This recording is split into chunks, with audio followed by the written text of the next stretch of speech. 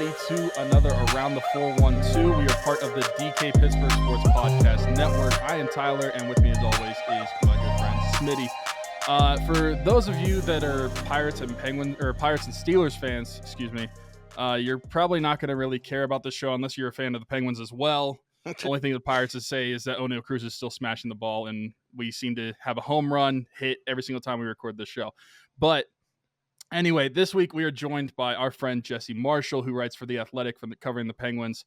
Jesse, what's going on, man? How's living? How's your kid? Tell us what's new. Kid's good. Dad life's good. Yeah, that's it. Enjoying the summer. Trying to prepare for the draft, and laying low. That's it. Man, the last time you were on here, she was super young. Is she walking, taking care of herself yet? Feeding herself? She doing everything? Driving? What's all going on with her? Yeah, she'll be 15 months old. So running, not so much walk. She's running now. Wow. All right. And it's all over the place. Yeah. So wow. She's full energy. When she's up, she's going 100% all the time. So it's fun. It's exhausting. I'm tired all the time, man. My whole body hurts. I'm just old. That's it. I feel old. Trying to. Other than having a daughter, you just described my life. So. Yeah. True. But so we have a lot of Penguin stuff to talk about. So I guess let's just jump right into that. And I'll start with saying, so this morning I was at work and I went on my phone and I saw Twitter was kind of freaking out about some things about Hextall and Kris Letang, Evgeni Malkin. As Penguins fans, this is nothing new to us, and it's talking this point on this show for the past month and a half, really, since they left the postseason. But I was thinking to myself, like, where do I stand on this? And then as I was driving home from work today, I was listening to Harry Styles' new album, Harry's House. Absolute banger, by the way. Go check it out. Yeah, it slaps. And the song As It Was came back on. Absolute banger as well. Mm-hmm. So go check that out.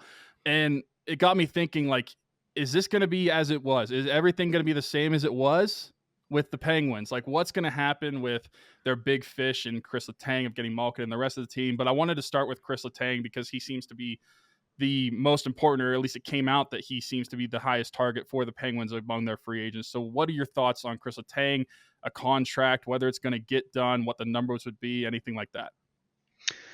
Yeah, I guess for me, I'm not panicked necessarily that it's not done yet.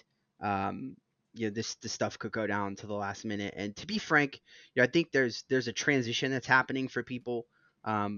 Josh Yohe, my colleague at The Athletic, is like probably the most connected man. He and Rob and all of two of the most connected people in Pittsburgh hockey. I think even they are like at a point where like getting information in this specific scenario with regard to Letang and Malkin is difficult. I think this front office is just they've said it publicly that they would prefer to negotiate behind closed doors and in the quiet. Whereas I think Jim Rutherford would basically get up on top of PPG Paints Arena with a large like comedy-sized megaphone, like attention, we're gonna sign Jack Johnson. And that was like how so Stanley Cup champion Jack Johnson. Yeah, all respect to him. So I think that's an adjustment, right? Like there's obviously a different way they're going about it. But all that is said, with the Brian Rust thing, right? Nobody saw that coming. It just all of a sudden happened. And boom, Rust got done, and it was it's a great deal. It was a savings. So I think you could get blindsided in a similar way with Letang. I really personally, guys, trust Josh and Luke from Evolving Hockey. I love their contract negotiation tool. I think it's generally really spot on and in the wheelhouse of what actually happens in real life. And they've worked really hard algorithmically to make that happen. Their site projects Letang's next deal at 3 years for $8.856 million. That would be about $1.5 million more over what he's making now. I think the question is, does he accept a 3-year term? He seems, or we are, the report from Josh anyway is that, it looks like he's looking for longer than that. It's probably his last deal, so he wants to secure the bag, right? And take it all the way through the end of his playing career And I understandably could understand, we all could understand, I think, why Hextall may be reticent to give out 5 years to somebody who's going to be 40 when that deal is over, and has had a gamut of health issues over his career. Let's be honest. Players don't generally get more durable after 35. It just doesn't work that way. So I think that the impasse now is probably on term. I don't think it's about money. I think it's about term. Do they meet in the middle and go 4 years? What are the Penguins even offering? Are they even offering 3? I'm going off the projection from Evolving Hockey. What I don't even know what the Penguins are offering, but I think it's probably more term than it is money, because they got that savings from Rust. There's, I'm sure we'll get into this. They're going to have to tinker with some stuff on the roster. Some guys are going to have to go. They're going to have to clear space up. But with the money they saved on Rust, you feel like you could indulge a little bit, I think, on Letang. The question, I think, guys, is for how long? Right. Yeah. I feel like term is the one, and Malkin and Letang are very different, I feel like, in this, because it seems like with Malkin, the term's not the issue, the money is, and with Letang, it's the opposite. And it's tough to really argue about not giving Letang the term he wants, because, I mean, not only is he like a legend in the Penguins franchise, and basically I feel like Sid, Malkin, and Letang can kind of warrant more than anybody else in the franchise, and kind of they should be kind of respected in that way. But also, he, a 35-year-old, came off one of, if not the best season he's ever had as a defenseman as well. So it's kind of tough to like really project, for me at least, how durable he's going to be. Like, what's his career going to look like from here on out? Because this guy doesn't really seem to be slowing down that much. It would be different if there's clear deterioration in his game, where I'm like, okay, I don't want to give him the term. But like, at this point in the competitive window, really, as long as Sid's playing, I feel like that's open. So as long as Sid is still playing under the contract, I don't really care that much about the term. Obviously, I'm not the Penguins. They care about the term, and Ron Hextall cares about it especially. But I just don't really see a reason to really get hung up on the term at this point. Yeah. Does anything besides the next 2 to 3 years matter for the Penguins? Yes. My answer is yes, because there is a zero level of interest on behalf of FSG in having an extended down period, right? So you want, I think, to put yourself in a position where you already got the Matheson contract is 1,000 years long, right? We still have an entire Jurassic era to go before that contract is over. A few more pandemics. Yep. Exactly. Yeah. So you don't want to put yourself in a position where you are wholly prevented from making a fast pivot. I talked about this on Twitter with Rick from Pensblog today. People don't realize, like, the Rangers situation, for instance, they went from writing that letter and being a meme to being in an Eastern Conference final. They got a lot of luck. People in New York I'm sure, they don't want to hear that, but those lottery balls had to fall their way. There's already so much you have to do to have that quick turnaround, right? Don't compound your issue in doing it by signing contracts now frivolously with the idea of saying, well, it doesn't, we've got 3 more years and then that's it. This ownership group wants it to be 3 years and then new era. Like, let's get into, like, we're going to spend money. Like, they're going to throw money at the wall. There's not going to be any shortage of cash. So you don't want to saddle yourself with deals that prevent you, because they're not doing it from within. That option has been ruled out. Sorry. Like Sam Poulin, Nathan Legary, love them. It's actually something we want to talk about as well. They're on the Eric Tangradi, track to development right now. So, like that. Oh, congrats! Hey, topical though. Tangradi's got a hockey job, a coaching job. Yeah, really good. Yeah.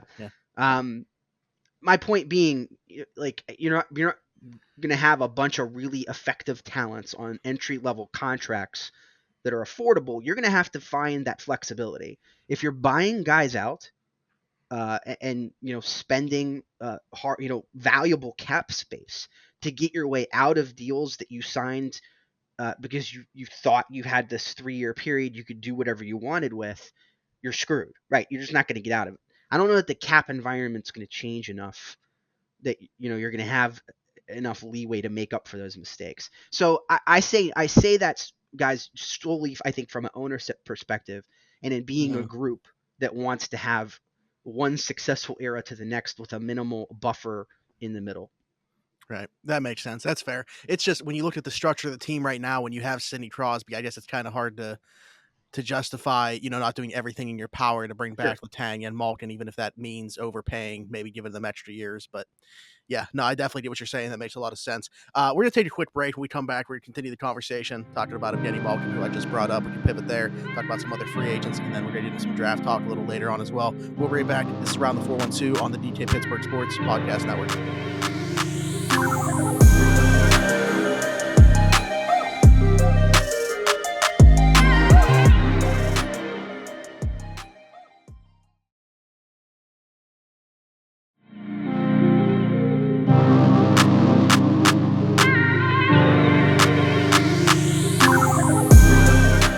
All right, and welcome back to Around the 412 on the DK Pittsburgh Sports Podcast Network. I'm Smitty. That is Tyler. Joining us is Jesse Marshall, as you guys realized from the first segment. No, he didn't go anywhere. He's still here. We talked about Kris Letang already. Let's talk about the other big fish when it comes to Penguins looming free agents. Evgeni Malkin, what's going to happen with him? How does this situation play out? We talked about the difference there might be money as opposed to Letang with term. How does this whole thing pan out, do you think? I agree with you 100%. It's the exact opposite of the Letang situation, where I think now the dollar amount per year makes a little bit more of a difference. So the contract projection for this one was a little bit harder. I think it came out to about $4.3 million for 1 year. And I asked Josh and Luke about that, because I was like, this seems weird to me. Like, what's going on? And they looked into it, and they looked into the code, and they said it's service time. It's missed service time for Malkin. That's what's killing him, and his sort of leverage to have more money on the table. So it's like we jokingly, I just not joking, but I said, like, with Letang, the concern's durability, but like that's a real life thing with Malkin, because he really has missed a decent chunk of time.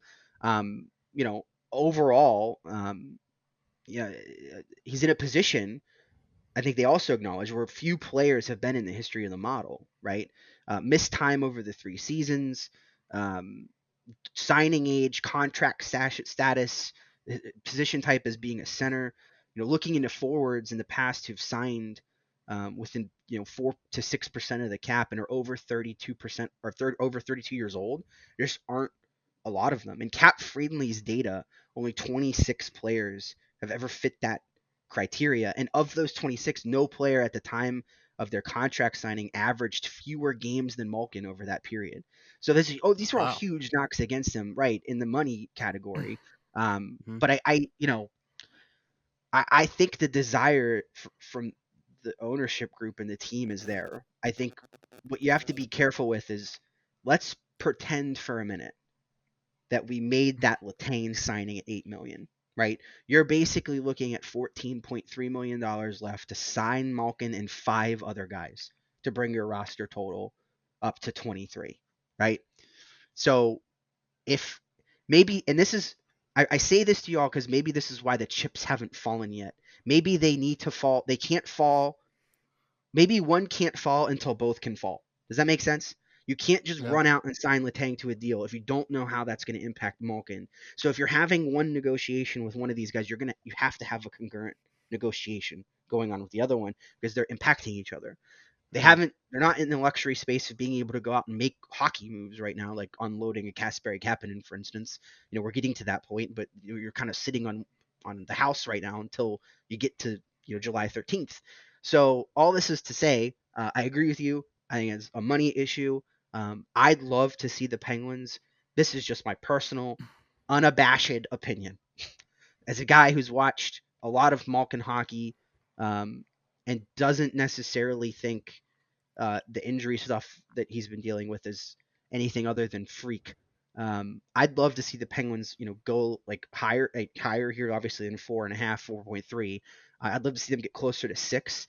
And maybe you do a shorter term, maybe you do a bridge and say, like, hey, give us the opportunity to figure this out. We'll sacrifice a little bit more on the money side here.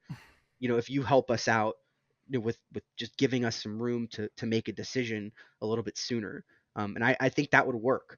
I guess the question is we don't really know where their cutoff amount is dollar wise. We don't really know where their line in the sand is to say, like, hey, we're backing off.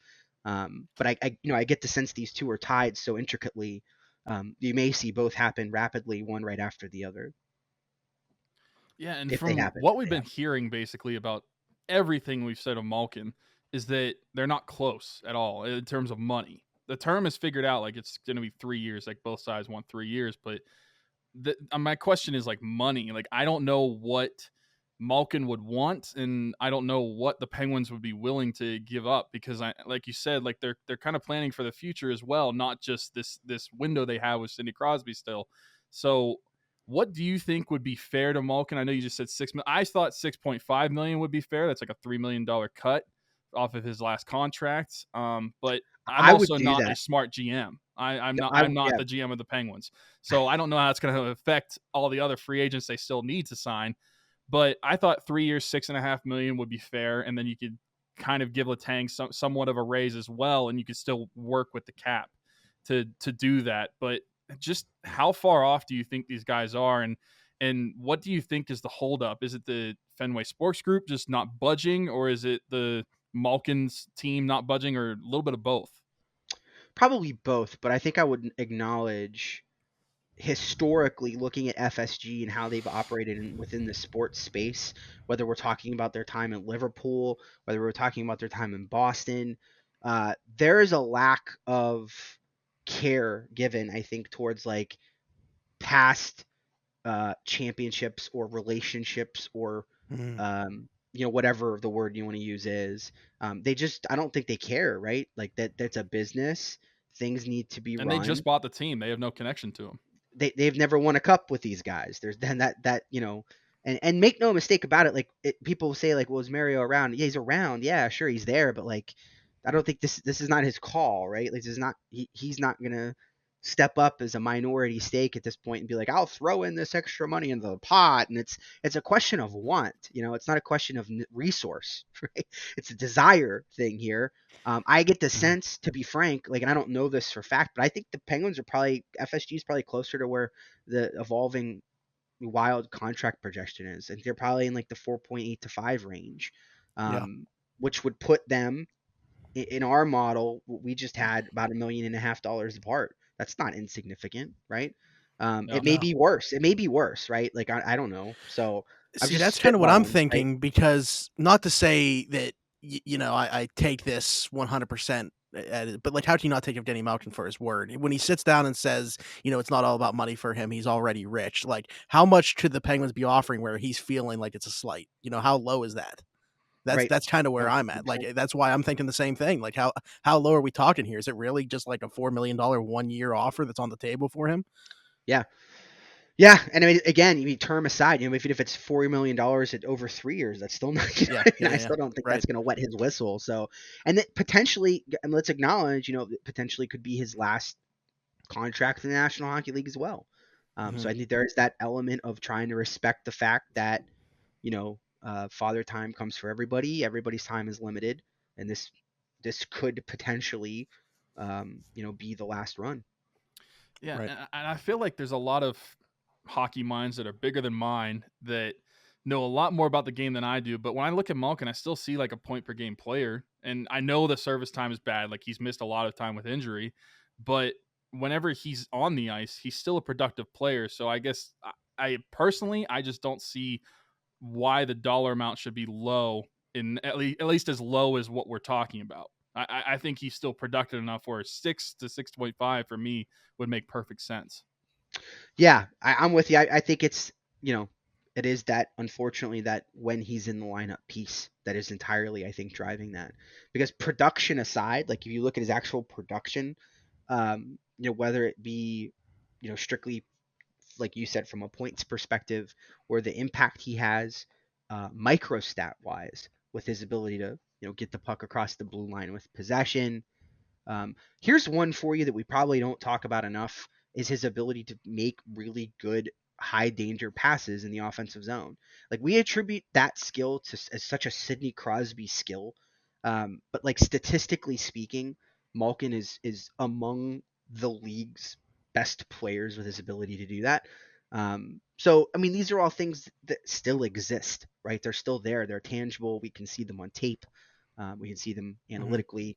So to your point, yeah, I'm 100% agree with you. When he's in the lineup, make no mistake about it. I mean, I think he's still a really good hockey player.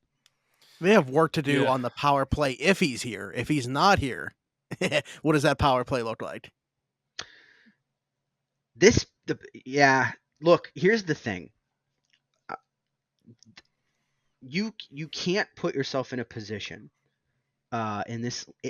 I think it's worse. And I'm trying to make this as short as I possibly can. This league is all about not allowing yourself to be bullied on the power play. Okay, it's so many teams today run what people start to call the power kill, right? Like their penalty kill is so aggressive. It's up tempo, in your face. It's trying for shorthanded opportunities. I mean, we look at Colorado. Look at how they kill penalties. It's insane, right? Yeah.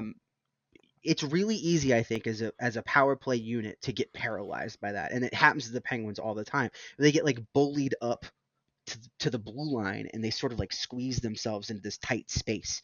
No one's moving. There's no flow.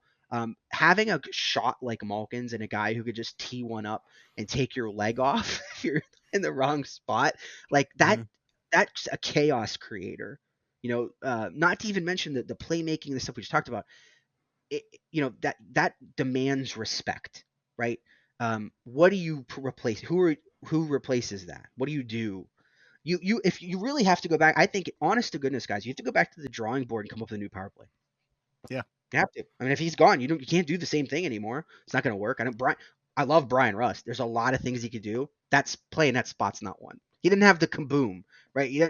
Like he's got a great shot, but it's more like sly and manipulative and surgical than it is like overpowering and commanding of that respect. So you got to go back to the drawing board. I think, to your point, I think you literally just have to blow it up and start over again.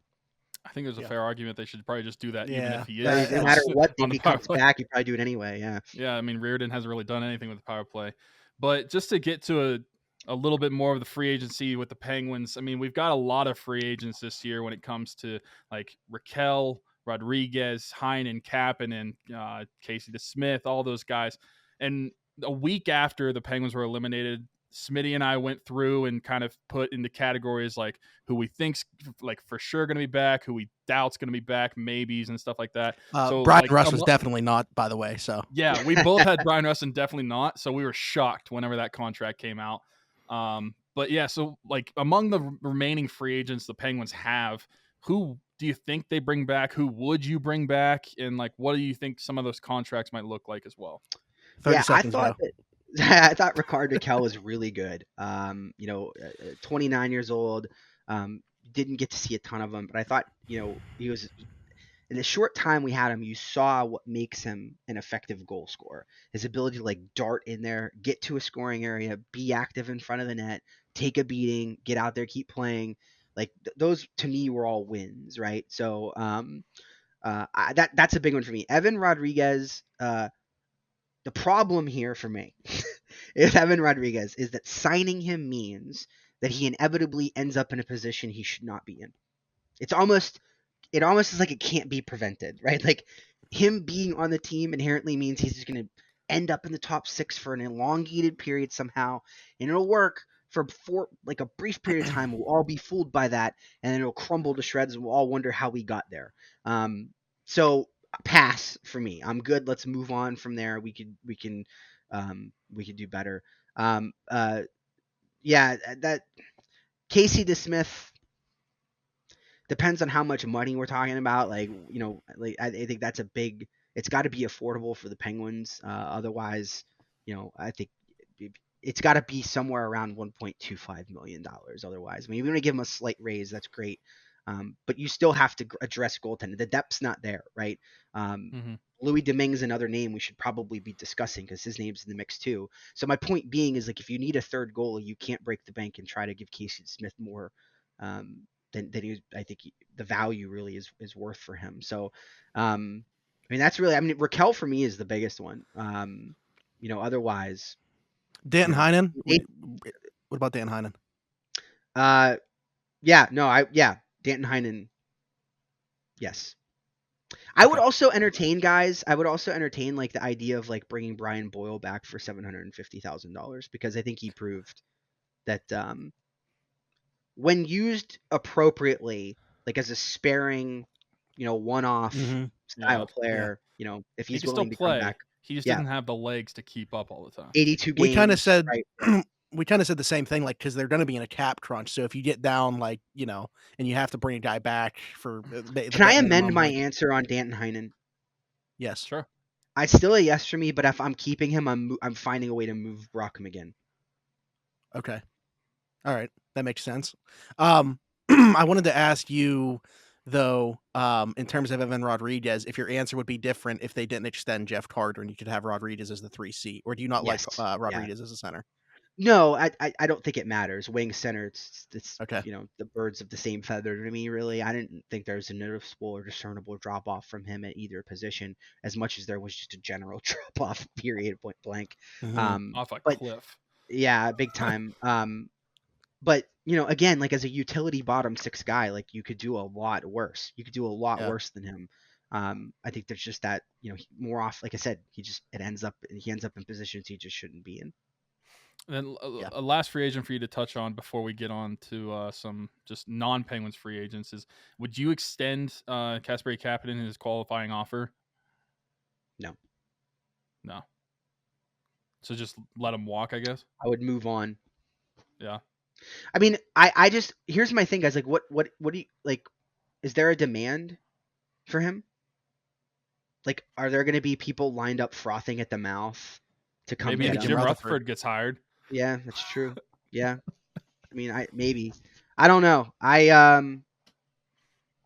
But what are you going to do if you end up with him though? Like, you know what I mean? Like, Mhm. you qualify him and now you've got to move him. You know what I mean? Like, that's, I don't know.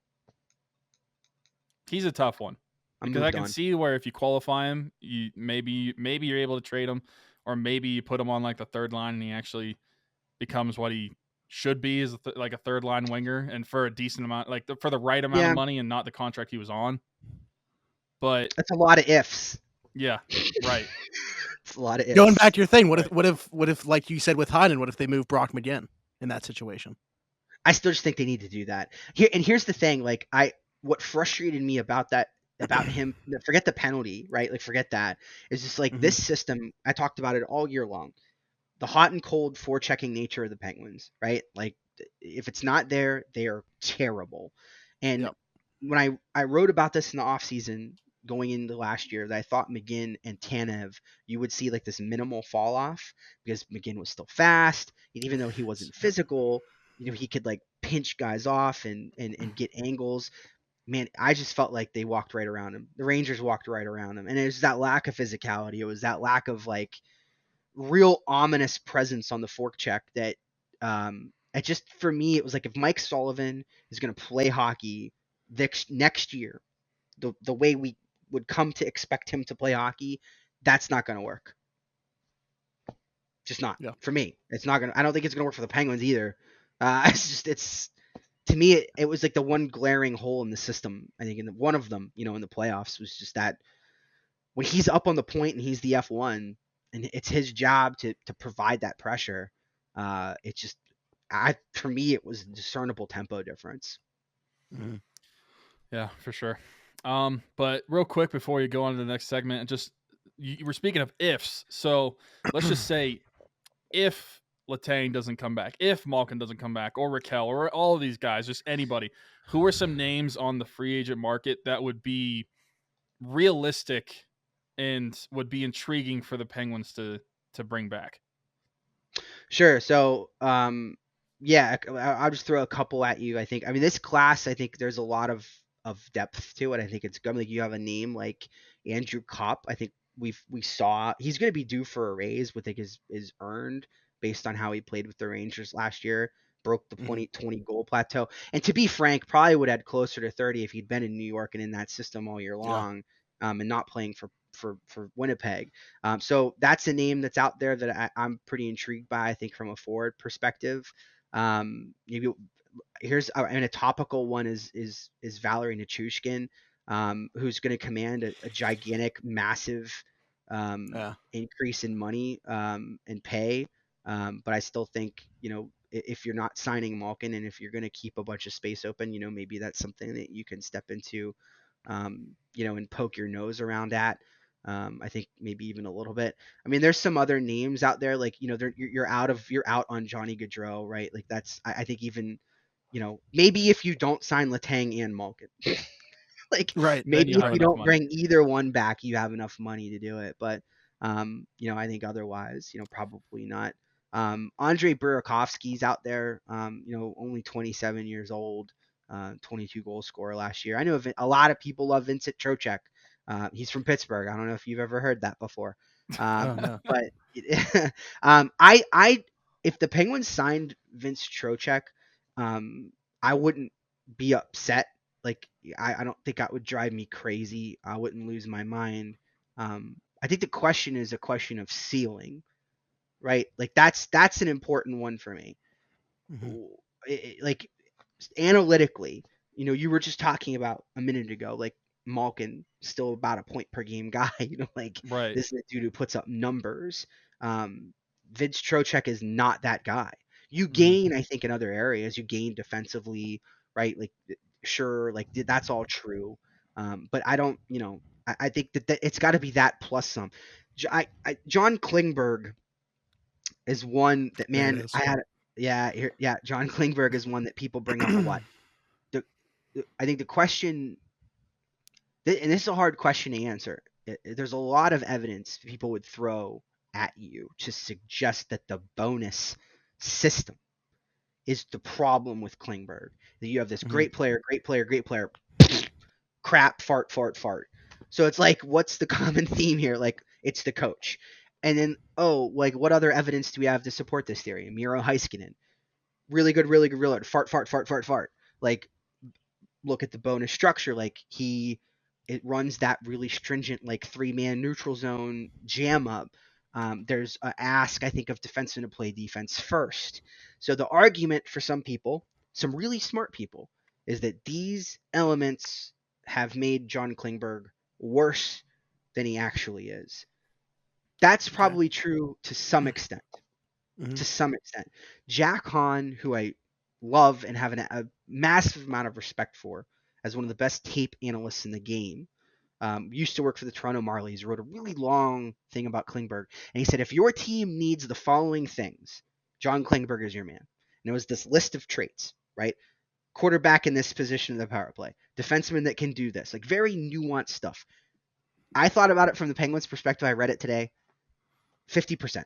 He met 50% of the criteria, I think, for the Penguins. Not good enough for me. I just can't be sold that a guy, you can blame a coach for a guy being in a position where 98% of the league's defensemen are better than him at defense. Like, looking strictly at defense metrics, right? 98% of the National Hockey League is better than him. That's like type stuff. Yeah. And it's like, if you're frustrated by Kris Letang because you think he's this offensive wild child and doesn't pay any lick of attention to what's going on defensively, I'm afraid I've got some bad news for you, because, folks, you're not getting anything better with John Klingberg. It's kind of one and the same, and you could argue I think Letang's the less extreme of the two. If it came down to it, you said to me, like, what do you want for the next 3 years? I'm probably just going to keep Kris Letang. Yeah. Well, that's the thing is, like, the contract, though, too, that he's about to get. Like, I mean, Sure. it's not like, I had it wide, today at 6.9 million per year for Klingberg. Oh, nice. Yeah. By the way, but the term was 6 years. So it's a 6-year term. Right. Right. That's a lot. By year 2, that could look really bad. Really, if the theory about why he's struggling in Dallas is not correct, and it's that he just all of a sudden forgot how to play the game and fell off a cliff, it wouldn't be the first time something like that happened. It just flat out would not be. I mean, weirder things have occurred. And I'm not saying he's a bad player, right? I'm not saying you have to weigh. You're looking for a guy that can come in and give you more, right? That's the question here. Can we get more than we're getting out of Kris Letang? I don't think the answer to that question is going to be yes. Well, if you want to get worse defensively at your first pairing right defenseman, then Klingberg's your guy. And if you want to get a little bit better defensively, but probably worse in the power play and not as good point production, then Vincent Trocheck is your guy to replace Evgeni Malkin. That's the conclusion I got from this. That's it. Yep. Sounds good to me. All right, so the last thing we got to talk about is going to be the draft. We're going to take a quick break and then do that when we come back. This is Around the 412 on the DT Pittsburgh Sports Podcast Network.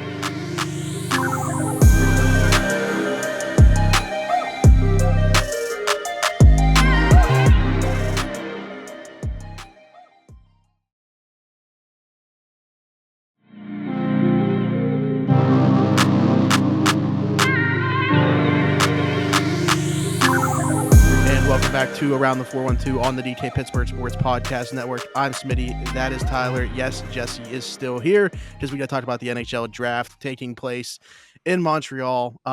Jesse, I think first things first, we got to ask you. We assume, right? Ron Hextall, there's no chance of him trading this pick. He's keeping this thing, right?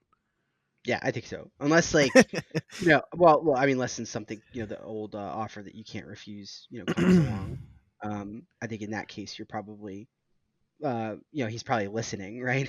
But overall, yeah, I think they're looking to hang on to this, and you're in a frustrating position, guys, where like the players with extremely high ceilings that you could like swing for the fences on, will probably all be gone by that point. Like, the really exciting ones anyway.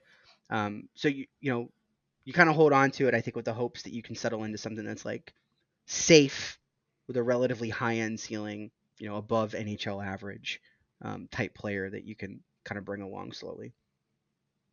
It's a BPA type situation. It's a best player available, unless that player is a goalie. In which it's case, funny because Tyler not. actually wanted to ask about, position wise, if there was a certain position that you felt like they should go.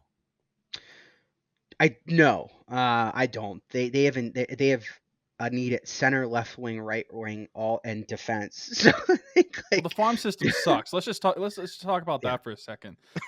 We thought that the farm system might turn around a little bit with guys like POJ, Sam Poulin, Nathan Legare. I mean, Valtteri Puustinen, guys like that. But like the farm system as a whole still really just blows chunks. I mean, it's one of the worst in the NHL. And it's very disappointing seeing like Poulin and Legare not living up to the hype that we saw like the first 6 months after they were drafted. So like, what do you think about them? Will they ever develop into NHL guys, or anyone that you are looking at that could come to the NHL level down there still? Or is it just kind of like bare bones right now? Well, Josh, he said today that Ron Hextall and staff didn't feel as passionately about POJ as like the previous regime did, who obviously went out and traded for him. But I don't know like how much of an indictment that is of him. You know what I mean? Like, but I thought he had a good year last year. I thought he was fine in the time that we saw him. I think he's probably at the point in his development path and career curve where playing another year in the American Hockey League is pointless. I don't know what he's getting out of that. Valtteri Puustinen I think is a player who highlights, the overall, prospect pool, probably with Lucas Fiskovsky. But overall, yeah, to your point, like, the big chips, right? The ones that were untouchables, players that couldn't be moved, or were Samuel Poulin and Nathan Legare. I don't know that, and I'm going to throw Philip Hollander's name in there as well. I don't know of any of those three that there's like this super passionate belief, that they can come up and, be consistent top 6 talents in the National Hockey League level. And Hollander was your boy. Was my boy. Can they play up there? Sure, probably. Yeah. I think that's probably a safer bet. And I think there's a variety of roles that they could fill in depth, from depth positions. But it's just, otherwise, it's a lot of nothing. That's really it. It's a lot of what you get when you've consistently traded, your first round pick, at every opportunity that you've had. Right. Yeah. So also another guy I want to touch on is, do you think that Joel Blomqvist is close to like a good prospect? Because like, the Penguins clearly liked him over Calle Clang because they traded away Calle Clang. So where were you on those two guys? Because they were in the same draft. And then do you think that he could develop into an NHL starter? Yes, he's really good. There was no wrong answer, I think, for them in terms of making that trade. Like, I think it did change for me. I think like this going into this year, I was much more bullish on Clang, who played for literally one of the worst teams. Like was just trash and getting hung out to dry, and put up a stupid performance statistically in the face of like a really volatile environment. And then this year didn't have a bad season by any stretch of the imagination, but just maybe didn't have that same pop, whereas Joel Blomqvist did. Joel Mhm. Blomqvist was ridiculous this season, and is getting like bizarrely railroaded at the national level. I don't know if like you guys saw my tweets on that, but he's like, you know, he's not getting the playing time internationally. Um, Mm. there's like a whole thing going on. You can catch up on my timeline, but long story short, he's very good. This year again put up some really just stupid numbers.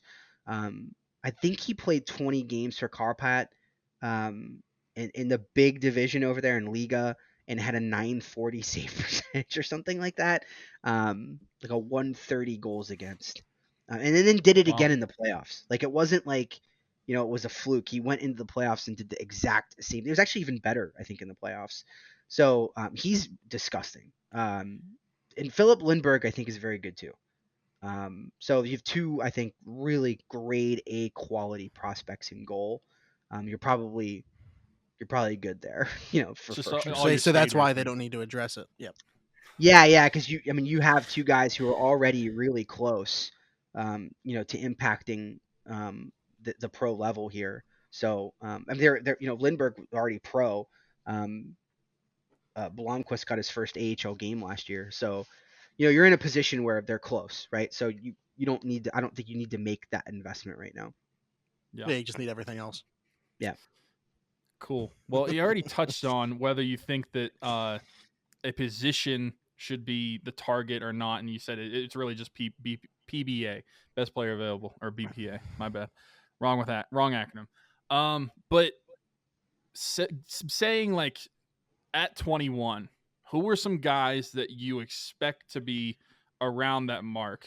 I mean, obviously guys might fall or guys might be taken way higher than they should be, or you think they should be, but like expectation right now in your mind, who should the Penguins look at 21 to draft?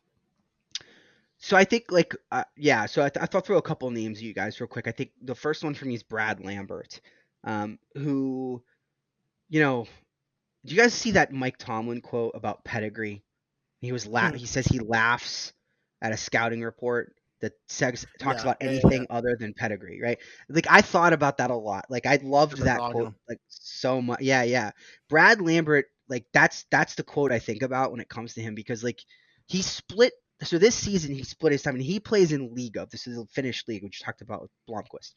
He Mhm. split his time between two teams there this year, so he gets moved. He also fired his management team and got a whole new management team. He had this electrifying underage season last year, and his production just crashed and burned. Um, at the beginning of the year, I mean, it was just it was bad. He shot 3%, I think, which was just astronomically low. But then like the brief World Junior before it got canceled, he kind of picked it back up, right? But you started to see like this kid can skate arguably better than anybody in the class. His Mhm. ability to dice, and what I mean by dice is like his edge work, his kickoff ability, all disgusting. It's sick.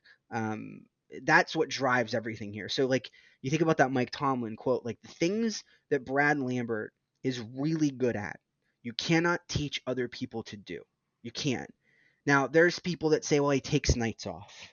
He doesn't, he's not great defensively. He's great. He's good at electric hands. He could score at will. But he goes wide too much. He doesn't use his team. Like, okay, I'll take those criticisms and I'll accept them as valid, but I'm just saying, put him with Mike Sullivan, put him with that coach. Let that coach him. Get him in a system. Groom him to be the player you want him to be because the tools are there, right? Like Right. I don't think I doubt that at all. I think he's a future top six winger in the league, in the show, like in the big show, sooner rather than later because he's already been playing pro, right? Big kid, 6 foot, almost a buck 80, right-handed shooter, like all the great things you love. You don't. The Penguins don't have a need for him to be good now, right? They Mhm. don't need that, right? They don't. You're drafting him from Europe, so you have your own timeline on when he could go pro, right? Basically, just to wait for the age requirement. You don't. He doesn't need to serve out a junior term of service, right? You have the opportunity to freelance his development a little bit more. I think, personally, um, I but again, to go back to like that pedigree thing, like you just can't teach. This is all about skating now, right? It's 2022. If you can't skate, the conversation's over. And man, like you're not gonna find a lot of guys in this class who do better than him. Another name I'll throw at you is, and I love this kid, is Lane Hudson, American defenseman. He's 5'8". I'm just gonna be honest. He's 5'8", 148 pounds. Let's get that out of the way right now. I also don't care about either of the stats I just gave. I don't care. I don't care because he's so good. You watch this kid again skate, and I'm telling you, it's like having a fourth forward on the ice. He shift after shift after shift will control the breakout, probably take it himself, probably give you the zone entry and the first shot or the setup pass every shift. Like it's just ad nauseum. So I think he's a good skater. There's been some question about that. Mhm.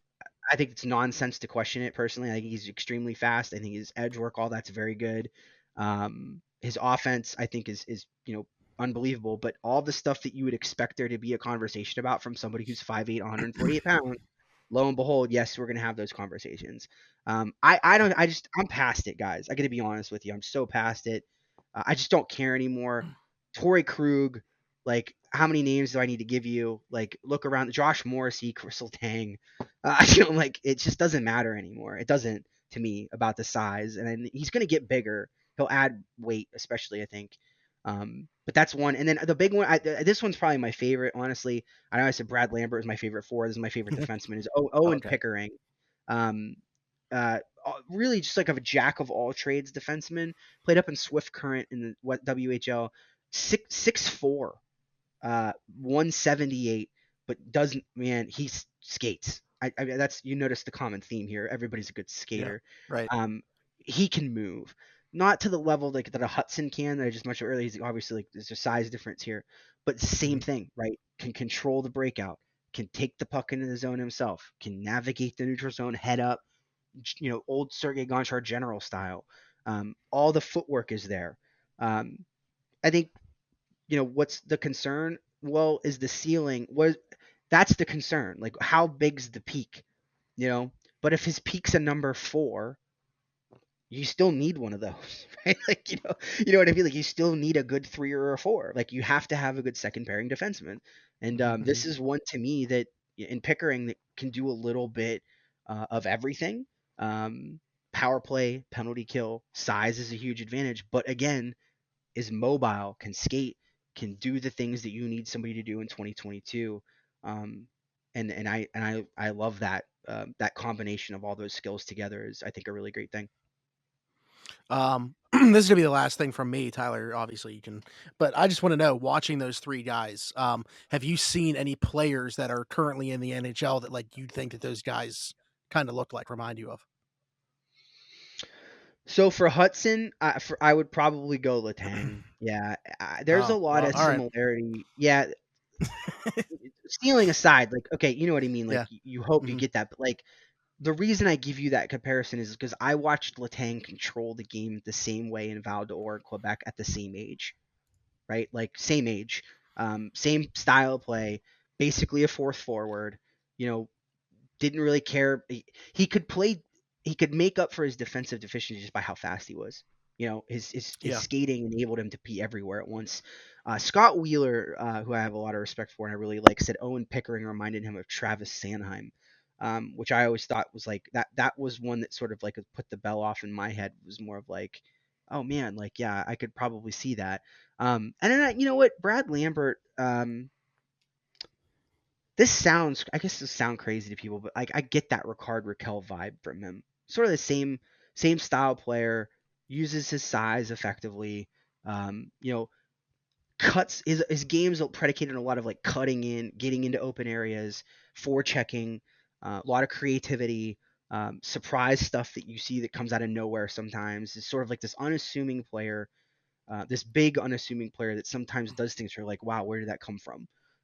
That to me is like a Raquel style guy, that I think, falls into sort of like that same mold for me. Okay. Cool.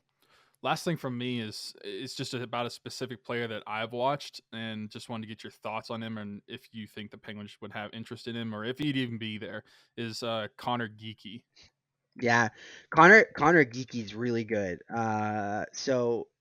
Center Freddie out of Winnipeg from the Western Hockey League was one of the first of all, that was one of the best teams in the CHL. We'd have to start there, right? Like they were really really good. He's moved up so fast though, guys. Like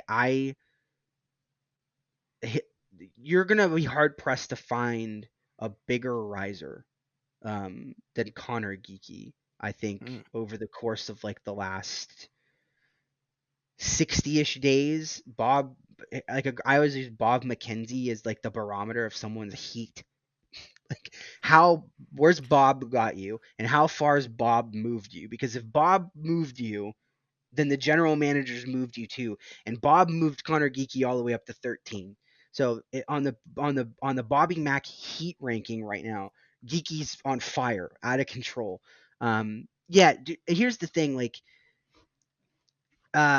people say his skating is a flaw. I don't know that I agree with that. I think it is the weakest part of his game, but whether or not that makes it a flaw is up for debate because I don't think it's going to prevent him from doing really great things at the next level of hockey. Big player, right? So looking at he's 6'3", but that's not his game. Like he's not he doesn't. I don't want to say he doesn't shy away from physical. Like he goes out and gets it, right? Like he's gonna get in the boards, he's gonna mix it up. But for me, he's a better forechecker. He can get the puck off you with his reach. He can pressure. He can angle you off the right way. I think with that size and the length of stick that he has and his reach, he can get in and create problems for people in a lot of areas. That to me, vision, hands, all the stuff that makes a guy gives the guy the ability to run a top power play unit. Smart, one of the smarter players, I think, in the draft class. I think that heat ranking is too much to make his possibility to Pittsburgh realistic. There was a time where that was probably true, that he probably would have been somewhere, I would say like 15 to 20, but I think now Geeky's probably more 10 to 15. If he does fall, but those other guys that you mentioned are still there, do you I think would take Connor Geeky. Yeah, I think the Penguins probably would too, because it's that BPA thing, right? Like that's the question for me is like, who is it good? Like he's one. So because the stock with him rose so fast that you get that question of like whether or not like I like it's too good to be true. Brad Lambert, I think, was the reverse of that right now, where like he had a lot of heat, but it's cooled off a little bit. So like he's kind of like coming back down the other direction a little bit. You have Danila Yurov, who's like he's a player that I nobody knows what's going to happen with the Russians, right? Nobody has any idea. Like, our team's going to treat this any differently this year because of the conflict and the war in Ukraine? Like, is it going to be a thing? Like, I don't know. So Danila Yurov is a name who plays in Magnitogorsk that you get a lot of talk about because people don't really know, like, whether or not, like, one, the Russian thing, but like he's all over the place as is. So that's a name I'll keep an eye on, personally. And then I think another one, if you're looking for followers, is Marco Casper. That's a name that's like could get lost in the shuffle. I think he's a really good player, but he's one that like has slipped around. Bobby Mack still has him with a lot of heat, but I've seen a lot of other outlets that are really repeatable drop him a little bit recently. So I don't know. I think that the hope for the Penguins is that all hell breaks loose. A bunch of teams ahead of them do some really dumb stuff, which, to be honest with you, like we've seen happen, right? Like, I go back to the Doan pick for the Coyotes last year and I think, like, what in the hell is going on? The Senators are up there at number 7. Who the hell knows what they're going to do? So I just think, there's an opportunity for the Penguins to end up in a position where a really good player falls right into their lap, and they end up, providing some much needed depth to an otherwise quiet system. Yes, that's a nice way of putting it. Yeah, that's for sure. Tyler, got anything else? Nope. But Jesse, thanks for coming on. Yeah, no problem, guys. Thanks for having me. Yeah, Jesse, for the people, you can let them know where to find you and what you got content-wise on tap. Yeah, so I'm on the Twitter machine at jmarshfof. I've got one episode of the staff. Something I've been doing is on Sportsnet. You have the Staff and Graph podcast. Rachel Mhm. Dory, who used to be on that show, got hired by the Canucks. So I'm filling in. I'm much less exciting than Rachel Dory, but Mikey Stevens and I do that show. Mikey just did the whole Stanley Cup final, so he traveled for the whole thing, like it was embedded in it. So we're gonna like relive his experience. And then next week, I got a story coming on the Athletic about the free agents, and some of the names that we talked about today. I'm gonna project their next contracts and try to have a discussion about what the Penguins might look like if Malkin and Letang don't resign. Yeah, What let's not jump the gun Yeah, and talk so about Crosby Jesus. leaving too. We don't What even do that yet. what could you possibly do to supplement Sidney Yeah, Crosby, and what kind of team could you legitimately build in free agency? right.